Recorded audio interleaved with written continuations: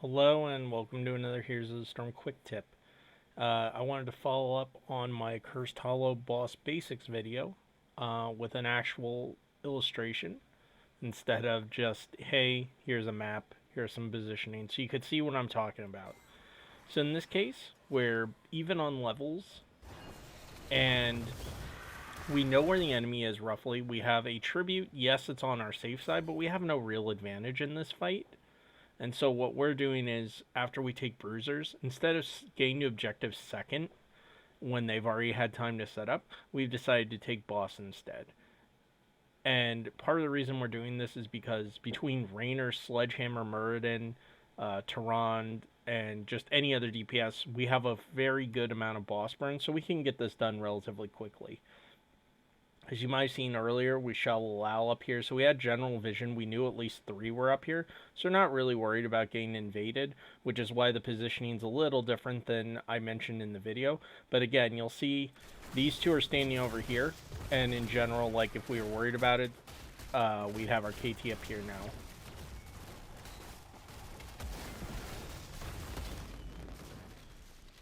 Of note, something kind of neat there that Chesler did was he stood over in the corner after we had taken the boss out. Normally that's not a good thing, but if the boss is about to die, what that means is, especially if his AoE may or may not go off, what that means is if you're over here in the corner, you're actually the person with the shortest distance to the point. And so if the enemy team, if say the AoE spreads out to about here-ish, and the enemy team is worried about it, they only can get through this corner perhaps. And more likely they're going to be standing about here. And you can be here, mounted, and just walk directly on point. And then you also have the best angle to push everyone else off. Obviously, with Raynor, that means his Q. But any other hero, same deal. For example, if you have a Mei or a Falstad in this corner, obviously it's going to be very tough for the enemy to get on the point if they engage from this direction, which means they either need some sort of ability to get past the wall, or they need to be over here, you know, or like I said, if they have an evasive ability, they can also come from over here, which is actually a really good flank position if you can pull it off. So yeah, I just wanted to give a good example of when it's fine to give trib.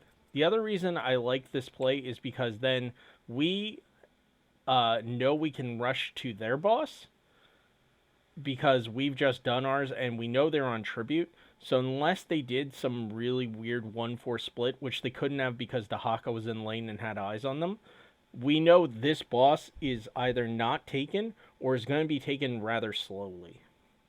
And so we just book it top as quickly as possible, and we actually wait for them.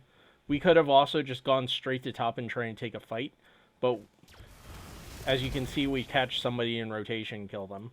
And now this boss is effectively free.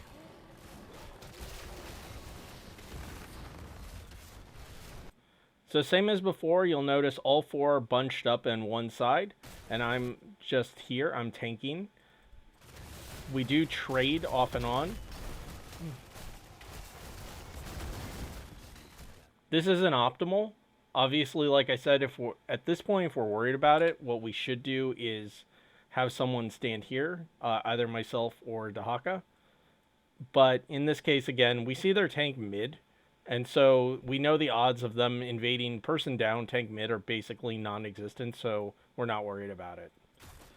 So I hope that gives you a good idea of when and how to take boss on Cursed Hollow. When you're even in talents, even in tributes, that kind of thing, you can give a little to gain in positioning and in resources, because essentially, because we gave up that tribute, we got a kill and 2 bosses out of it.